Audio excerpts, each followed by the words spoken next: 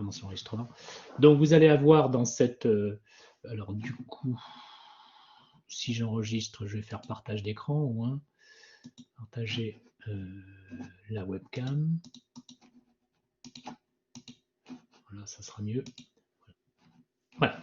Donc, dans cet enseignement, vous allez avoir un petit peu de théorie, on va dire, un petit peu de rappel, mais je fais beaucoup de fiches, des choses qui tiennent sur une page, 2 pages, parce que j'aime bien. Vous allez voir l'importance des codes couleurs. On va repartir sur la notion de population échantillon parce qu'on en a besoin, mais pas avec des définitions horribles comme celles que vous avez vues, des choses pragmatiques. Hein. Toutes mes fiches, je vous rappelle, tiennent en 1 ou 2 pages. Okay, vous allez avoir non seulement les cours enregistrés, mais aussi des petites vidéos hein, qui seront bien plus performantes que si je vous faisais cours. Pourquoi? Parce que moi, ça fait plusieurs années que je travaille sur le vidéo teaching. J'ai même une chaîne YouTube et je suis un concepteur qui travaille sur storyboard. Ça veut dire que chaque mot est pesé, donc une vidéo est beaucoup plus performante qu'un cours où il y a des hésitations, où on répète beaucoup les choses, où on n'est pas tout à fait performant. Donc, parfois, vous aurez des petites vidéos de 10 ou 20 minutes qui valent des cours de 2 heures, hein, je ne mens pas. Hein. C'est-à-dire que vous en apprendrez autant en 10 minutes qu'en 2 heures. Alors, autant en profiter. Hein. Donc, vous allez avoir des vidéos à visionner de temps régulièrement dans cette formation. Qu'est-ce que vous allez avoir aussi? Des documents. Ces documents vont être surtout des fiches. Hein. Il ne va pas y avoir des gros PDF à se downloader, sauf peut-être les PDF d'introduction que je vais vous donner.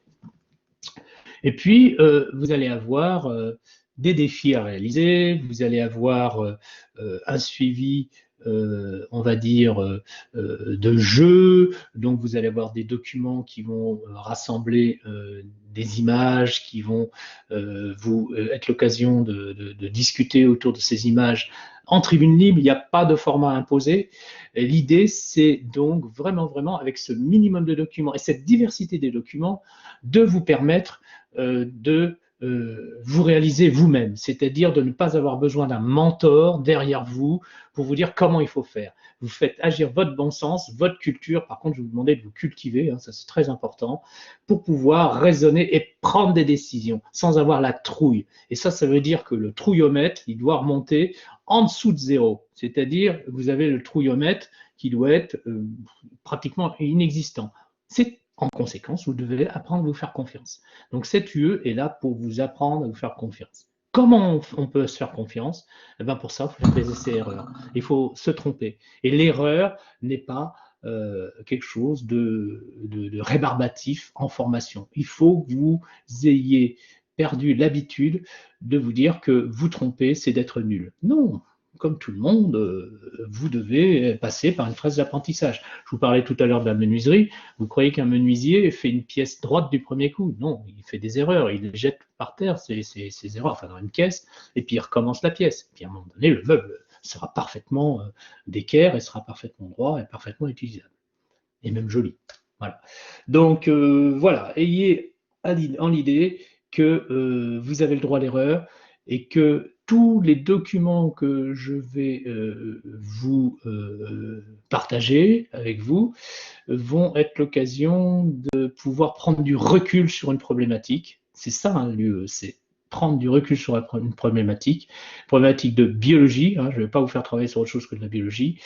Et avec ce recul, savoir identifier quelles sont les limites, les biais, et quelles conclusions on peut apporter à un problème. Parce qu'il n'y a jamais du 100% tout rose hein, dans les données. Donc on va voir comment on va pouvoir faire parler les données, mais il n'y a jamais du 100% d'assurance. C'est ça que je voudrais vous transmettre, d'accord? Et pour ça, on va voir qu'il y a une part de descriptif et d'analytique.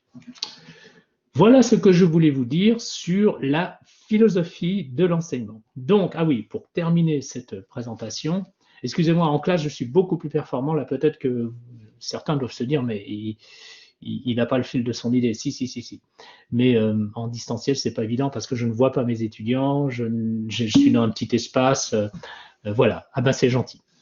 L'idée, c'est quoi? C'est que vous allez utiliser un interface friendly, hein, donc on appelle un GUI en anglais, Graphical User Interface, pour manipuler les fichiers dans R. C'est-à-dire que ce sera une interface de R, on utilisera R, mais sans s'en préoccuper. Et je vous apprendrai à sélectionner des menus, aller dans un sous-menu, relâcher, rentrer 2-3 paramètres et clic, votre test est fait. Et après, le plus dur, ce sera effectivement de pouvoir analyser les données. Donc, on va faire des graphes, on va faire beaucoup de schémas, on va réfléchir sur des indicateurs. Vous avez tous entendu parler de la p-value, mais moi, je dis qu'il n'y a pas que la p-value. Et encore, vous avez entendu, hein, p-value. Je ne parle plus de alpha 5%. Ça, on va oublier, d'accord? Je vais vous expliquer tout ça. Je vais expliquer pourquoi. D'accord? Donc, vous allez être en porte-à-faux avec ma façon de voir les choses, très pragmatique et, on va dire, qui va vous permettre de vous suiter professionnellement en tant que biologiste. Hein. Et puis, l'autre façon de voir les choses, qui va être encore de la calculite, où vous aurez le droit de faire que des petits tests T, etc. Nous, on va voir la régression, on va voir l'ANOVA, on va voir 25 heures, on va voir peut-être l'analyse factorielle si j'ai le temps, on va voir pas mal de choses et on va discuter autour de graphiques, on va discuter autour de données concrètes.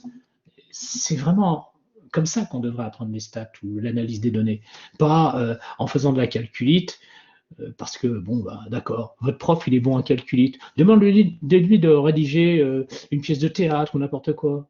Peut-être qu'il sera incapable. Donc, des talents, il y en a partout. Et c'est pas sur la calculite qu'on va juger de la perception des données, de ce qu'on peut en tirer et comment on va pouvoir les faire parler. La calculite, un logiciel peut le faire à notre époque. Simplement, ce que je vais vous transmettre, c'est grâce à cette interface qu'on va installer, hein, vous inquiétez pas, sûrement en deuxième séance, qu'on va installer. Grâce à cette interface, je voudrais vraiment que vous perdiez le moins de temps possible au calcul et le plus de temps possible au raisonnement. C'est là la philosophie de ma formation pratique et pragmatique. Une petite remarque. Longtemps, attendez, je vois que j'ai un message, là, je n'ai pas répondu. Voilà. Longtemps, on a associé tout ce qui était chiffres, mathématiques, statistiques, informatique et tout est quantique, j'allais dire, à un truc de mec. Okay, non, il n'y a pas de différence entre hommes et femmes. Nous avons peut-être des façons de fonctionner différentes. Hein. Par exemple, les femmes peuvent faire plusieurs choses à la fois. Nous, les mecs, on est limité à une seule chose. Vous le savez bien, ça sert à rien de mentir là-dessus. Il y a même eu des publications sur Nature. Les femmes sont un petit peu moins à l'aise sur le repérage dans l'espace. Je dis moins, un petit peu moins, parce que j'en ai pas tout à fait la preuve. Nous, on excelle dans ce genre de choses, paraît-il. Bon, il y a des petites subtilités. Mais dans notre époque, les hommes et les femmes ont les mêmes droits, ont les mêmes capacités intellectuelles, et c'est en travaillant ensemble qu'on arrive à quelque chose. Et là, j'ai beaucoup de satisfaction de voir qu'il y a beaucoup de filles dans mon groupe. Vous avez bien fait, parce que ce n'est pas un domaine de mecs, ce truc-là, c'est un domaine qui appartient à tout le monde, les data science. Donc, je suis content d'avoir beaucoup de filles dans mon UE. Voilà ce que je voulais vous dire. Et puis, je suis un féministe convaincu, hein, donc je suis pour l'égalité des sexes. Donc ça, c'était une petite introduction. Bien, ben, je crois qu'on peut commencer véritablement. Je vous avais dit hein, que ça serait assez technique hein, aujourd'hui pour commencer véritablement plutôt en fin de séance. Donc, je vais partager cette fois-ci non plus la webcam, mais je vais partager l'écran. Donc, je fais un partage de contenu. J'ai plusieurs fichiers qui sont ouverts, donc fenêtre d'application, donc ça va être ceci, partagé. Bien, alors nous y sommes. Je mets ça donc en diaporama. Et vous avez tous vu ou écouté mon introduction. Alors, si on a l'occasion, je vous donnerai peut-être le moyen de répondre à un questionnaire anonyme que je mettrai en ligne, mais je ne suis pas encore assez doué pour faire des questions en ligne. Hein. Tout ça, c'est fait sur une feuille de papier pour l'instant où il y avait des croix à cocher. C'était de vous demander pourquoi vous avez choisi cette UE, mais peut-être que vous pourrez m'envoyer, si ça ne vous dérange pas, un court message. L'anonymat, ça va être un peu embêtant à gérer là, pour ces choses-là, un court message m'expliquant en un mot-clé, hein, le mot intéressant, le mot intrigant, le mot actualité, ce que vous voulez, qui me renseigne un petit peu pourquoi vous avez choisi cette. En tout cas, vous l'avez vu, cette présentation, je l'ai faite en vidéo. Alors, je ne vais pas vous refaire le texte de cette présentation, simplement pour vous dire que le volume des données stockées en pleine expansion dont je vous ai parlé, ça donne le vertige. Et quand vous voyez un chiffre comme, enfin, ce que je dis un chiffre, c'est une figure en anglais, c'est-à-dire une donnée comme 40 zetaoctets en 2020 de données qui sont stockées, ça ne veut rien dire. C'est-à-dire qu'on se rapproche pas de ce que ça peut être, puisque vous voyez, j'arrive à écrire en un mot tout ce qui se passe, en une ligne, tout ce qui se passe dans le monde entier depuis plusieurs années. Donc on n'arrive pas à le percevoir. Mais derrière ça, il y a la notion de big data. Big data, c'est-à-dire que il existe ce big data, mais vous allez voir que ce big data n'est pas accessible. On en reparlera. C'est-à-dire que bon, les machines ne peuvent pas ni le stocker, ni l'exploiter. Mais il existe, il est furtif, mais il existe. Donc derrière cette notion, il y a la quantité. La quantité, il faut la repérer par rapport à ce qu'on connaît. Et ce qu'on connaît, nous, c'est le kilo-octet, le mégaoctet, le giga, le téra. Ma génération connaissait le kilo-octet, j'ai été un des premiers informaticiens. La génération d'après, ce qu'on a appelé la génération Y, a connu le méga et le giga, et vous êtes dans le giga, le téra, et vous connaissez même pas la dimension qui est au-dessus, qui est le pétaoctet. Tout ça, c'est des inventions de geeks pour pouvoir donner un nom à des puissances de 10. Alors, le kilo-octet, c'est 10 puissance 3 octets. On verra que l'octet, c'est soit un 0, soit... Pardon, l'octet, c'est un groupe de 0 ou de 1, qui fait 8 codages possibles. Je vous en parlerai quand je ferai le codage des données. Mais disons que cet octet est composé de bits, BIT. Ces bits vont prendre la valeur soit 0, soit la valeur 1. 0, le courant ne passe pas, 1, le courant passe. C'est pour vous dire que ça fonctionne à l'électricité, cela. Si vous n'avez plus d'énergie, eh bien, votre ordinateur ne peut fonctionner. On n'en est pas encore arrivé à des ordinateurs qui puissent fonctionner sans énergie. Un peu de la même façon que nous, humains, nous ne pouvons pas vivre sans manger. D'accord? Alors, l'idée est la suivante, c'est que si on connaît la notion, admettons, de 10 puissance 6 octets, ça me donne le mégaoctet. On sait qu'un mégaoctet, eh bien, c'est l'unité qui va coder à peu près une image, puisque une image fait quelques mégaoctets sur votre téléphone.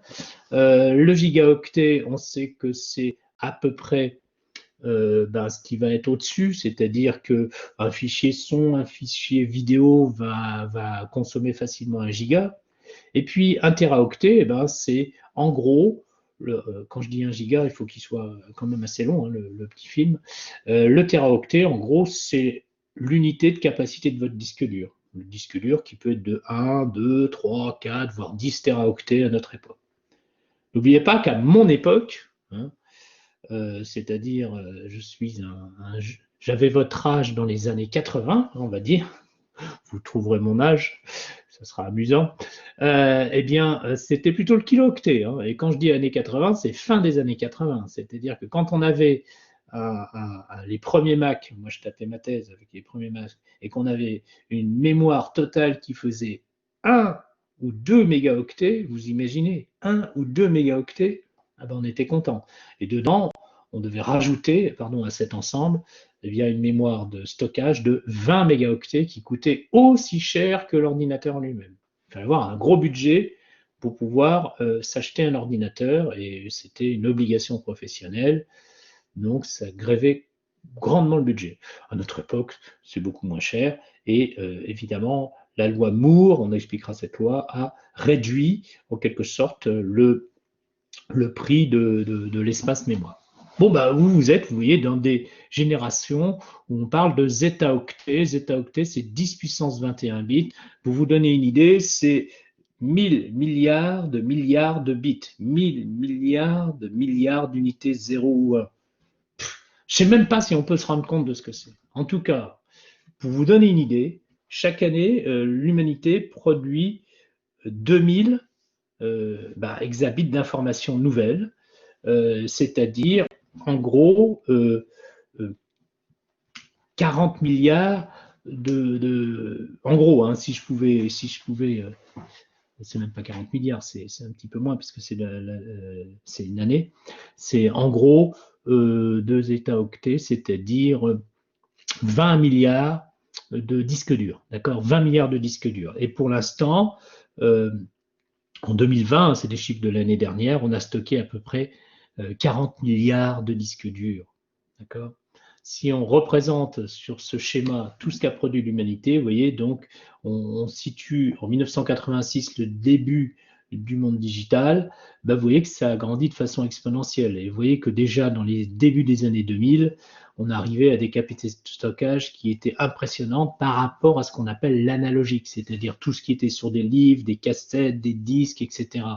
Il ne faut pas oublier que entre maintenant, entre l'origine des temps humains et puis, par exemple, l'année 2015, on a stocké autant qu'entre 2015 et maintenant, ou je pourrais prendre la chose à l'inverse, c'est-à-dire qu'entre 2015 et maintenant, on a stocké autant qu'entre l'origine des temps et 2015. C'est pour vous dire que à un moment donné, il va falloir qu'on raisonne. Et ce raisonnement est le suivant, c'est que tout ça, ça a un coût en matière, en énergie et en eau. Et si on continue jusqu'en 2100, oh, vous allez me dire 2100, c'est pas tout de suite, hein, eh bien, il faudra consommer toutes les ressources, toute l'eau et toute la matière première de la Terre pour pouvoir stocker les données sur les serveurs, dans les ordinateurs et les exploiter. J'ai bien dit toutes les ressources de la Terre qu'on ne pourra plus manger. Donc il y a bien un moment donné, il va falloir que ça se calme ou qu'on trouve une autre solution. Donc voilà le contexte du big data. Alors dans ce contexte, vous allez me dire, mais nous, on arrive comment, nous les biologistes?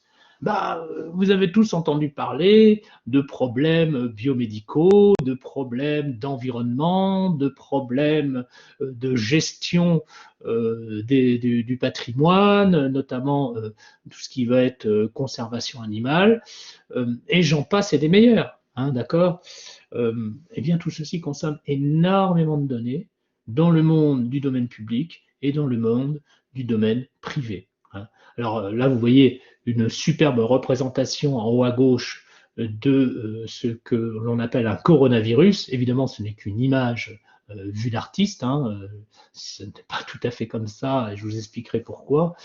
Eh bien, cette représentation cache derrière elle tout un tas de choses, comme par exemple, eh bien, pour résoudre la structure des composantes de ce virus, il a fallu des milliards de données, notamment des données de diffraction de rayons X, mais aussi des données d'analyse du comportement des protéines, mais également des données qui nous ont permis de trouver les premiers candidats médicaments, mais également de mettre au point les premiers candidats vaccins, mais aussi pour les épidémiologistes de travailler sur un big data des cas dans le monde entier. Bref, vous voyez bien qu'en biologie, on n'est pas en reste dans le big data. Et j'en passe et des meilleurs encore sur des applications qui pourraient consommer de la data en très grande quantité. Donc nous ne sommes pas en reste. Je dirais même que nous fûmes les premiers scientifiques à utiliser la bioinformatique, l'informatique au sens large et l'analyse des données pour essayer justement de trouver des modèles qui puissent rendre compte des mesures expérimentales.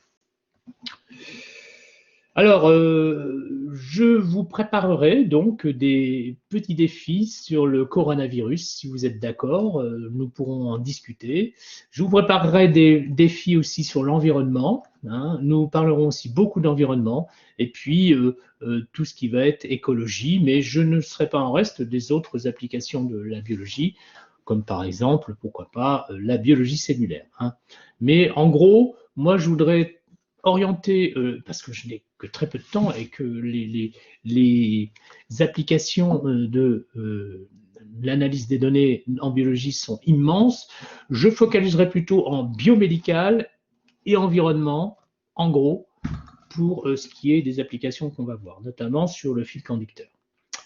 Bien, alors nous y reviendrons hein, sur le coronavirus et ça vous permettra de voir que vous êtes, alors moi j'aime bien prendre cette formule, aware, et que vous êtes dans votre temps, pour tout ce qui va être analyse des données, et que vous allez comprendre quelques éléments qu'on nous sert, notamment dans les médias. Alors, vous avez compris que je cherche avant tout à vous former au traitement analyse des données biologiques, et ces données peuvent être acquises aussi bien au laboratoire, avec beaucoup de rigueur, hein, il va sans dire, hein, sur le terrain aussi avec beaucoup de rigueur, ou en entreprise. Et j'aimerais aussi vous initier à la représentation graphique. Pour moi, le graphique va permettre de visualiser pas mal de situations et va permettre d'arriver à déjà dégrossir une problématique. Alors, il s'agira, comme c'est écrit, d'apprendre à exploiter au mieux les données biologiques dans ce contexte du big data. C'est-à-dire qu'on ne peut pas exploiter avec assurance à 100% et sans erreur les données biologiques. C'est pour ça que j'ai mis au mieux. C'est-à-dire qu'il y a toujours un recul à avoir et toujours un sens critique à donner. On n'est pas dans le cadre d'un petit exercice, soit de PACES, soit de première année, soit de deuxième année de licence, où voilà, le test entre guillemets a révélé que, il y a des étudiants qui disent il a marché, voilà, j'ai la preuve que. Non, non, il y a tout un protocole derrière et on doit rester bien modeste et savoir avancer step by step dans l'analyse des données. D'accord? Donc, moi, c'est ce que j'appelle faire parler les données. Faire parler les données, ben, elles peuvent exprimer que ce qu'elles peuvent dire. Elles ne peuvent pas aller au-delà. Au-delà, ça s'appelle de la science-fiction. Alors, bien sûr, notre initiation aux data science, puisque c'est en quelque sorte une initiation aux data science, mais dans le domaine de la biologie, hein, va être axée surtout sur ce qu'on appelle le descriptif, hein, et puis aussi eh bien, un peu de modélisation, notamment la modélisation avec ce qu'on appelle le modèle linéaire. Je vous expliquerai, c'est en gros la famille de la régression et de l'ANOVA. Hein. Et si on a le temps, ça c'est très très très visuel, hein, c'est l'analyse factorielle. Bien. Alors, les fondamentaux, ça sera bien sûr la représentation graphique. Nous allons faire une petite introduction aux data science juste après ce diaporama.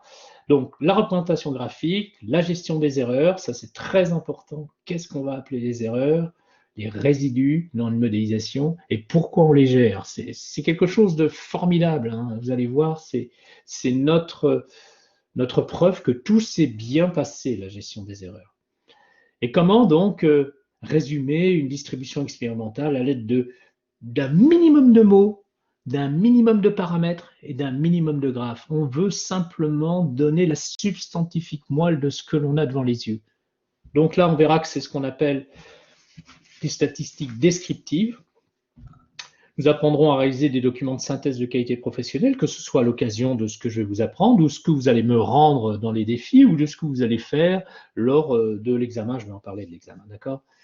Donc, et puis, j'espère que nous aurons le temps de parler du machine learning, pas en détail, et de l'intelligence artificielle et ses applications en biologie. Vous allez voir que, quelquefois, il est difficile de s'y retrouver entre ce que l'on appelle l'analyse statistique, qui utilise par exemple les outils de régression linéaire, et le machine learning, qui utilise la même régression linéaire, mais pas tout à fait dans les mêmes objectifs et pas tout à fait dans les mêmes conditions. Ce qui fait qu'à l'intérieur d'un logiciel qui va exploiter les données pour faire un modèle linéaire, comme par exemple R, ou d'autres logiciels de stats, eh bien, ils vont faire appel à des algorithmes spécifiques aux statistiques. Et puis, dans tout ce qui va être l'approche machine learning, eh bien, c'est pas forcément établir la modélisation ou établir que la modélisation est pertinente, de retrouver donc une paramétrisation de cette modélisation, que de faire des prévisions. Et ça implique que dans le machine learning, on va utiliser par exemple aussi l'outil de régression linéaire, mais avec d'autres algorithmes. C'est très fun. Et on arrivera avec les mêmes outils à des conclusions complémentaires qui nous donneront deux aspects du même problème. C'est ça qui est génial dans les sciences des données, c'est qu'on a plusieurs façons d'aborder la chose et on a un global qui est intéressant, notamment du point de vue de la modélisation, mais également de l'exploitation des données de modélisation pour pour arriver à faire des prédictions. Alors, je vous donne un exemple de machine learning dont vous avez tous entendu parler, c'est la reconnaissance, par exemple, vocale ou la reconnaissance des images. Donc là, effectivement, on va apprendre à la machine qui est stupide qu'est-ce qu'est par exemple tel type d'animal, un chat, un chien, un cheval, et puis on va multiplier les exemples, la machine va essayer de trouver avec une faible probabilité d'erreur, eh bien qu'est-ce que le prochain animal qu'on lui soumet avec l'apprentissage qu'on lui a donné, de lui dire que tiens, ça cette photo c'est un chat, ça cette photo c'est un cheval, celle-ci c'est encore un cheval, celle-ci c'est un chien vu de loin, etc. Et la machine va pouvoir nous prédire s'il s'agit d'un animal précis avec un certain risque de se tromper, il n'y a jamais de 100%, et on va faire en sorte, grâce à un paramètre qu'on appelle l'entropie, que le désordre initié par cette reconnaissance soit le plus petit possible. Et vous savez très bien que ça marche, mais pas à 100%.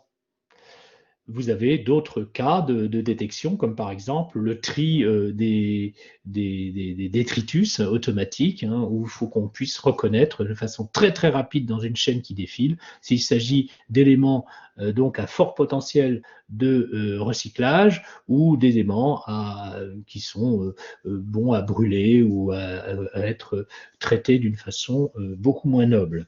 Voilà des exemples.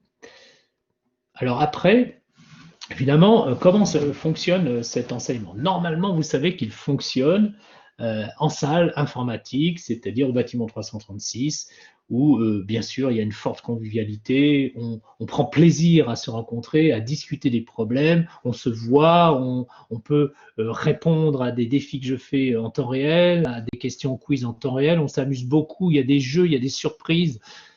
Tout ça, ça va être très difficile de l'organiser. Je vais essayer de m'y faire. Là, je peux vous dire, je démarre, je suis sûrement très maladroit dans mon démarrage, mais ça va aller de mieux en mieux, vous allez voir. Donc là, on sera totalement investi devant notre ordinateur à essayer de voir ce que à essayer de comprendre ce que j'essaie de vous transmettre. Donc, vous allez avoir, avec cet enseignement, ça il faut en avoir conscience, une compétence qui va être très demandée, de plus en plus. Comment je pourrais vous convaincre de ça? Eh bien, je pourrais vous dire que il y a encore quelques années, un biologiste, il devait faire de la bio et encore de la bio. Et puis il était employé, d'accord? Mais on s'est aperçu avec le temps que les kits pouvaient être très intéressants dans les laboratoires, y compris dans le privé, qu'il fallait faire beaucoup de préparation d'expérience, beaucoup de plans donc d'expérience, beaucoup de gestion de projet en biologie, beaucoup d'analyse des données, et parce que on a intégré des automates, des robots dans nos paillasses, y compris dans le privé, surtout dans le privé, j'allais dire. Et les compétences les plus demandées en ce moment, c'est les personnes qui peuvent se détacher un petit peu de la paillasse et de la pipette pour faire de l'analyse des données qui sont gérées par des machines automatiques, des kits ou des automates ou des robots qui vont remplacer l'homme, et de plus en plus. Donc le métier de biologiste est en train d'évoluer. Alors je ne dis pas qu'il faut divorcer de la biologie, certainement pas, mais il faut développer cette compétence qui fait dire que maintenant la biologie génère énormément de données et que ce n'est pas à un informaticien, un mathématicien d'analyser vos données, c'est du n'importe quoi.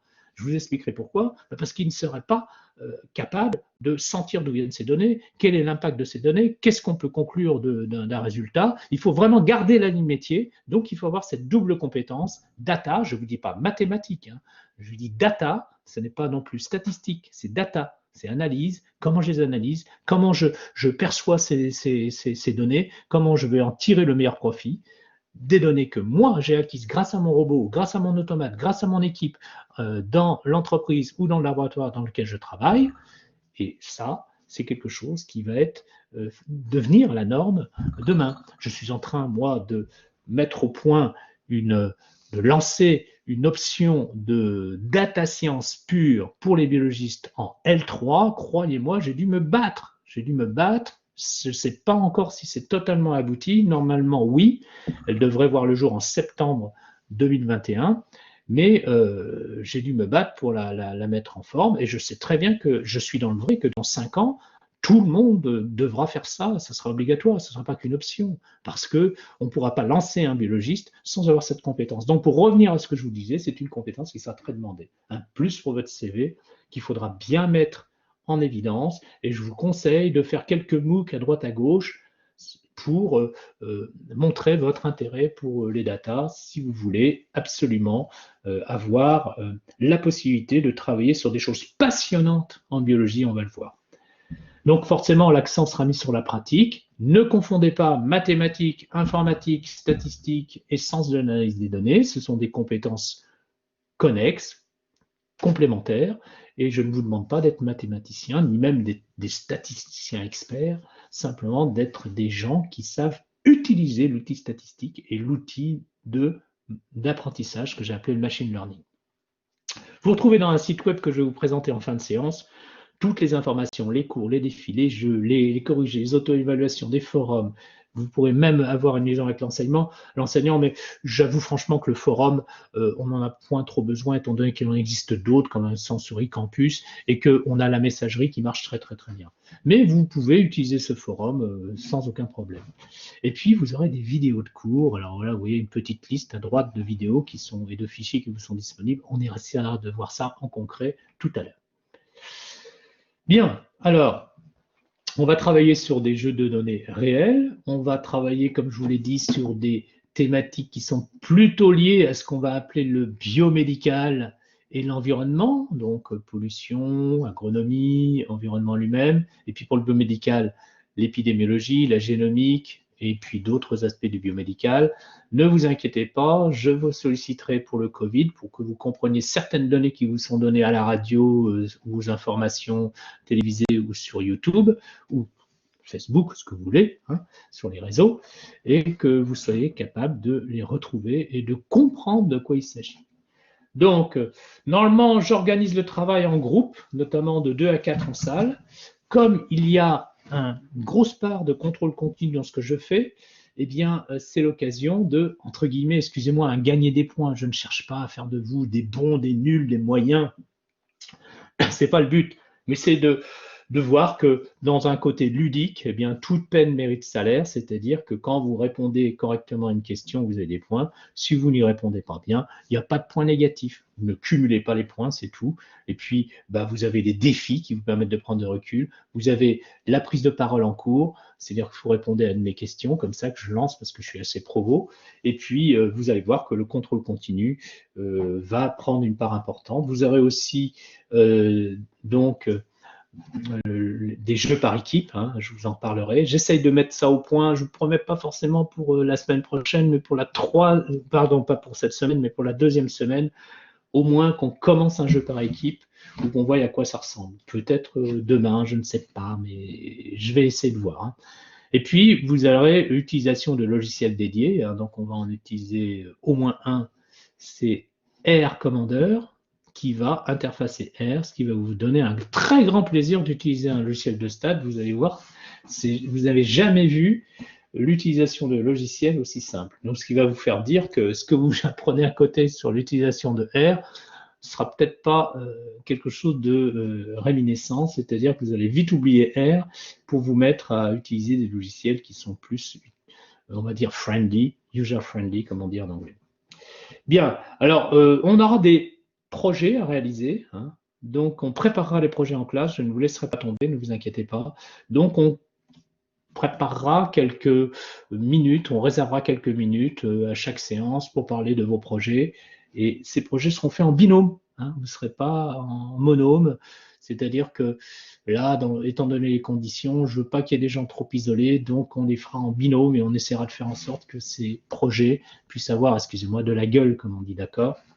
Donc, vous allez apprendre une démarche. Hein. Vous n'allez pas apprendre une technique, vous allez apprendre plus qu'une technique, vous allez apprendre des techniques, vous allez apprendre plus que des techniques, vous allez apprendre à réfléchir, vous allez apprendre plus que ceci, vous allez apprendre une démarche. Et cette démarche, ce côté pragmatique, ce côté j'ai le sens des données, j'ai le feeling, ça va vous permettre justement d'avoir cette confiance en vous vis-à-vis des données, ça va vous permettre de raccrocher les grands objectifs de notre siècle en biologie, et ça va vous permettre effectivement d'être quelqu'un de performant et d'utile. D'utile, c'est toujours intéressant. Si utile, on peut l'être dans une société, hein, c'est quelque chose d'utopique, l'utilité et le sens de la vie. Mais vous allez vous sentir, on va dire, bien investi dans un travail d'équipe. Et ça vous servira dès à présent, vous allez le voir, alors non seulement dans vos TP, alors à une époque, je préparais même en licence 3 un TP de biologie cellulaire avec mes collègues, c'est-à-dire que je prenais part à l'analyse des données. Là, ça a été abandonné parce que les profs ne sont pas capables de suivre l'analyse des données. Donc, j'ai eu conscience que c'était peut-être pas le truc qui était le plus fun parce que ces profs étaient incapables de répondre aux questions des étudiants. Donc, j'ai mis ça sur eCampus à un moment donné pour que ça soit fait en distance. Je répondais par forum aux questions des étudiants, mais finalement, ça a été abandonné. Mais il y a des TP qui font de l'analyse des données et donc qui vous demanderont peut-être un petit peu de jugeote pour pouvoir analyser vos données. Ça ne sera pas très compliqué, mais c'est surtout dans vos stages et dans la suite de votre cursus que vous allez voir que ce que vous apprenez avec un petit peu d'avance sur vos collègues qui ne se sont peut-être pas rendus compte de l'intérêt de cette discipline qu'on appelle l'analyse des données et les data sciences, va vous servir vraiment. Vous allez même pouvoir peut-être prendre des responsabilités que vous n'auriez pas pu avoir grâce à cette compétence. Pas forcément faire votre métier. Si vous en faites votre métier, ben, pourquoi pas, tant mieux. Mais cette compétence vous donnerait un petit coup de pouce, un petit plus, parce que vous allez voir que vous serez dans le lot des personnes qui comprendront ce qu'ils font, qui comprendront les données et comment vous avez les préparées, comment vous les avez acquises, comment vous avez traité, filtré, puis analysé, alors que d'autres ne sont là que pour les produire. C'est un petit peu réducteur ce que je dis, mais c'est un petit peu vrai. C'est dommage, j'espère que ça va changer.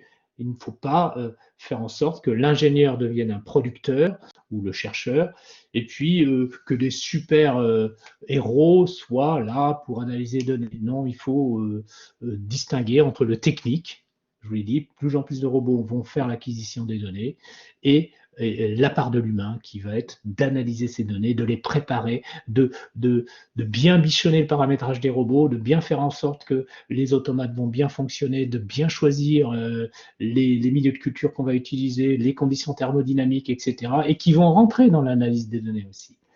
Bon, vous voyez, tout ça, ça nous ferait discuter pendant des heures sur les tenants et aboutissants de ces données. Et puis donc, d'apprendre à raisonner dans le coup de l'apprentissage d'une démarche, d'apprendre à raisonner avant d'appliquer le modèle statistique qui sera adapté à votre problématique. Puisque je vous ai dit que vous allez utiliser un logiciel dédié, il faut que vous sachiez eh bien, où se trouve dans ce logiciel le clic-souris adéquat pour aller chercher le bon modèle statistique avec les bons paramètres. C'est assez on va dire, ludique et assez en même temps émulant de faire ça, parce qu'on se rend compte que quand une formation de licence est tout juste capable, et encore, je suis sûr que je prendrai des personnes en fin d'année, ce ne serait pas évident, ou en master, de faire un petit test T, vous allez être capable de faire toute analyse possible en statistique. Et vous n'allez pas vous restreindre à ce petit test T ou à un qui 2 que vous n'avez pas compris. Vous allez faire l'ensemble des analyses possibles. Bien, alors le site web, on a déjà parlé, donc vous voyez le genre de schéma que vous êtes capable de faire, et je vais vous surprendre, on va en faire d'autres, et des très jolis, des schémas de data science. Là, c'est plutôt des schémas de présentation d'analyse statistique descriptive, là on reconnaît un fichier, et vous allez faire des schémas de data science. Tiens, on peut dire que celui qui est là sur la mer avec la côte, là où on a une ANOVA, moi je le sais, mais je vous expliquerai pourquoi, ça peut être déjà considéré comme un schéma de data science, parce que vous cartographiez en quelque sorte la situation bien d'une pollution qui a eu lieu dans l'océan avec ces chiffres que je vous expliquerai, et puis vous reconnaissez donc l'identificateur d'un site, l'identificateur d'une région, et puis des paramètres que vous avez enregistrés qui, allez, je vous donne quelques indications. Ici, il s'agit d'une moyenne, ici d'un écart type. Et là, les spots sont représentés sur la côte. Donc ça, c'est le genre de schéma, mais là, il est simple. On va en faire des beaucoup plus fouillés, des beaucoup plus synthétiques que vous allez pouvoir faire, et vous allez voir, c'est une surprise, ça devrait vous plaire. Ah, quelque chose d'important. Vous avez vu que j'utilise des couleurs, hein. Pour moi, les couleurs, c'est très, très, très important. Et je vais même vous apprendre les codes couleurs. Et ça va vous sauver dans plein de domaines. Ça. La couleur, c'est pas fait pour je ne sais pas qui. Hein, j'allais dire, c'est pas fait pour les chiens. C'est fait vraiment pour être exploité. Nous, les humains, nous voyons des choses grâce au code couleur que nous ne voyons pas avec des simples schémas noir et blanc. Vous voyez, si j'avais mis les deux courbes ici, hein, peu importe ce que ça représente dans cette régression, dans la même couleur, j'aurais pas vu ici qu'il y avait la droite de régression et ici les intervalles de confiance de cette droite en mu moins de sigma et mu plus de sigma pour cette courbe qu'on appelle une série temporelle. Bien, alors, bon, je vous ai déjà parlé, vous pourrez réécouter la subscientifique moelle de cette présentation dans le site web. J'ai laissé cette présentation en audio-vidéo. Hein. Donc là, c'est une analyse factorielle dont j'ai parlé dans la présentation. Je ne vais pas en parler aujourd'hui, mais vous voyez qu'une analyse factorielle permet de cartographier les statistiques que l'on obtient sur un tableau et de pouvoir analyser grâce au regroupement, à l'association possible des modalités des différentes variables pour en tirer une analyse, pour en tirer un résumé, pour en tirer eh bien, une généralité éventuelle sur les données qui ont été collectées, mesurées ou observées. Il s'agit ici de pouvoir analyser l'analyse gustative de vins qui ont été faites par des juges hein, à l'aide de descripteurs sensoriels. Et comme ça, on peut classer les vins en terroir intéressant ou en goût ou que sais-je encore. Ici, une autre analyse factorielle basée sur moins de quantitatif mais plus de qualitatif, qui va nous permettre de gérer des étangs en Afrique et donc de contribuer à nourrir des populations locales avec les poissons que l'on a ensemencés dans ces étangs. Où on voit effectivement qu'il y a une relation entre, on va dire, les conditions atmosphériques, l'environnement végétal des sites, mais également la formation eh bien, des groupes d'agriculteurs ou de pisciculteurs, c'est-à-dire est-ce qu'ils ont reçu une formation agronomique minimale, sur la quantité et la qualité et on va dire la durée d'exploitation des étangs qui vont permettre d'empoissonner et de nourrir la population locale. Donc, vous voyez, c'est pas aussi simple qu'il n'y paraît, hein, mais en même temps assez ludique, puisque c'est une analyse factorielle qui permet de gérer des étangs en Afrique. Moi, je trouve ça formidable, c'est génial. Bien, alors on arrive à la dernière dia. Hein. L'autre, c'est une dia ludique où on voit mes étudiants de 2019 qui s'amusent bien avec moi le jour du dernier cours. Eh bien, ça, c'est une preuve que je les ai maltraités, vous voyez. Donc, et en 2020, c'était pareil. Le contrôle des connaissances hein, portera d'accord sur un examen écrit, vous voyez là, ici, là, au milieu, là, examen écrit, pour un tiers de la note. Un contrôle continu pour un tiers de la note. Et un mini-projet pour un tiers de la note. Autrement dit, vous voyez que l'examen écrit n'écrase pas le reste. D'accord ? De la même façon, le contrôle continu est suffisamment fort pour pouvoir pondérer l'ensemble. Mon idée, c'est quoi? C'est que ce n'est pas en une heure qu'on juge des capacités d'un étudiant, mais sur un continuum. Un continuum qui est fait d'un contrôle continu qui va progresser et que je vais présenter avec les défis notamment, et sur un mini-projet qui va donner entière liberté à l'étudiant, j'en parlerai de ces mini-projets, de s'exprimer sur une thématique donnée et en une ou deux pages, de pouvoir faire une analyse avec des graphes, des tableaux et des extraits de résultats, des extraits copies d'écran de résultats de logiciels pour pouvoir donner une interprétation, une conclusion et une analyse ponctuelle faite sur un domaine donné.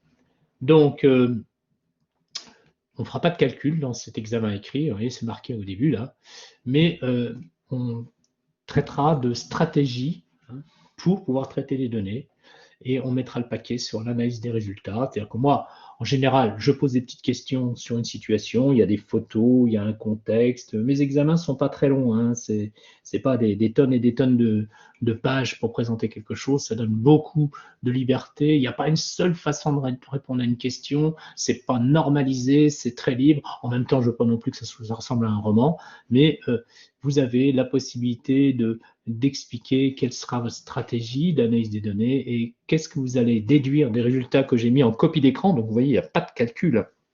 Vous analysez les résultats des calculs sous forme de graphiques et de tableaux, que moi je donne, hein, les graphiques et les tableaux. Hein. D'accord ?